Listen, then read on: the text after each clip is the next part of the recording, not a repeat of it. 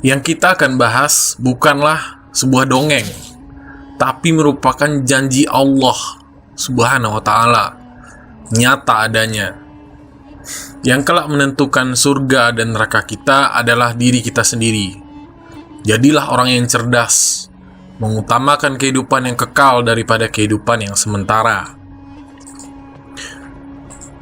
Sempurnanya pepohonan-pepohonan di surga kelak tidak pernah dilihat oleh mata. Dalam surat Al-Waqiah ayat 27 sampai 32, Allah berfirman,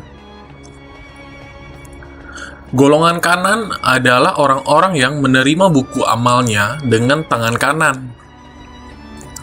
Pohon bidara adalah salah satu media untuk menghancurkan sihir. Buahnya seperti apel dan manis rasanya, memiliki duri di sekujur batang. Namun, kelak di surga, pohon bidara yang akan kita temui tidak memiliki duri. Sesuai dengan sabda Rasulullah ketika seorang Arab bertanya kepada beliau, "Ya Rasulullah, apakah di surga ada pohon yang menyakiti orang-orang?" Lalu Rasulullah berkata, pohon bidara yang ada di surga kelak sudah tidak ada lagi durinya, dan Allah mengganti dengan buah yang lebat. Manfaat lain dari pohon bidara juga bisa kita campurkan kepada air yang akan digunakan untuk memandikan jenazah. Pohon pisang yang bersusun-susun buahnya, tapi pohon pisang tersebut tidak sama dengan apa yang pernah kita lihat di dunia. Penghuni surga tidak menikmati buah-buahan itu karena dia lapar, melainkan karena memang ingin mencicipi makanan tersebut. Tidur bukan karena mengantuk, namun melainkan karena kenyamanan yang luar biasa ketika kita berada di dalam surga. Naungan air yang tercurah, tidak terbatas airnya, dan akan kita temui mata air yang tidak menyentuh tanah, buah-buahan yang tidak pernah habis, naungan yang terbentang luas, pohon yang rindang sehingga orang-orang bisa berlindung dan bernaung di bawahnya.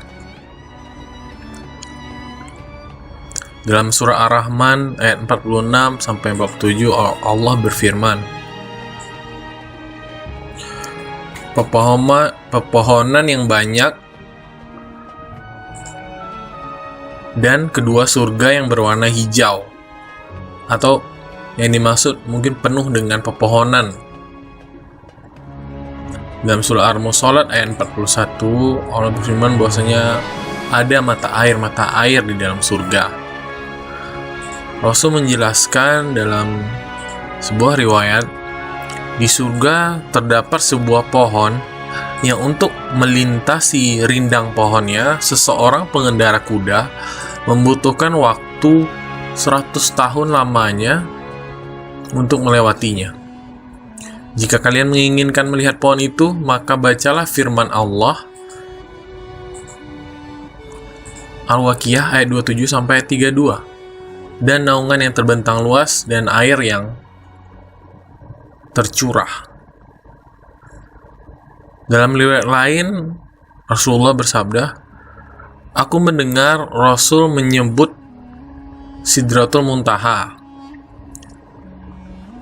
Rasul berkata, untuk melintasi dahan-dahan pohon yang ada di surga, seorang pengendara membutuhkan waktu 100 tahun.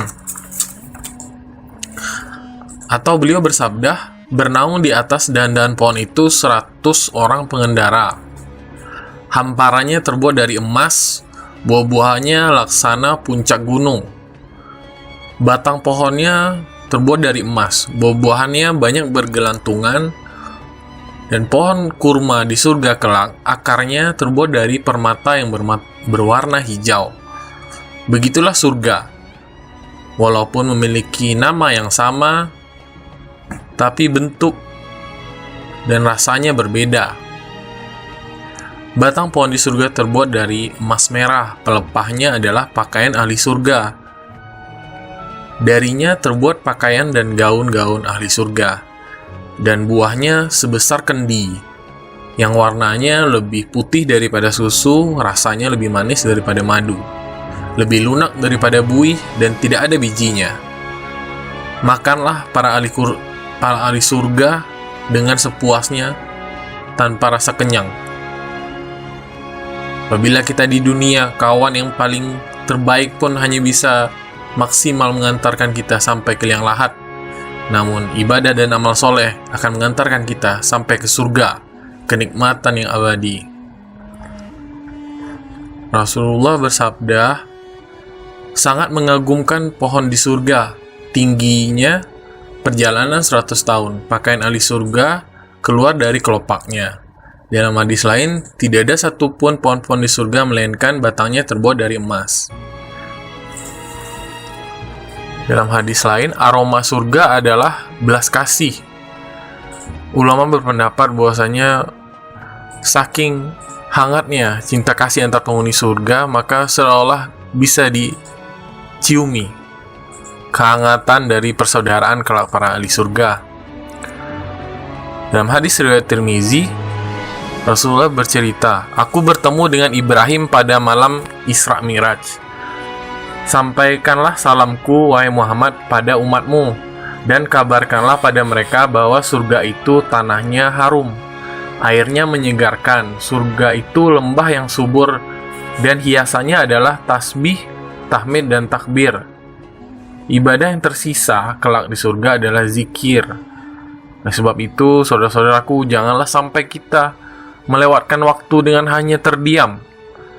Bila tidak ada yang dikerjakan, maka ucapkanlah zikir, kalimat tasbih, tahmid, tahlil, dan takbir. Semoga bermanfaat.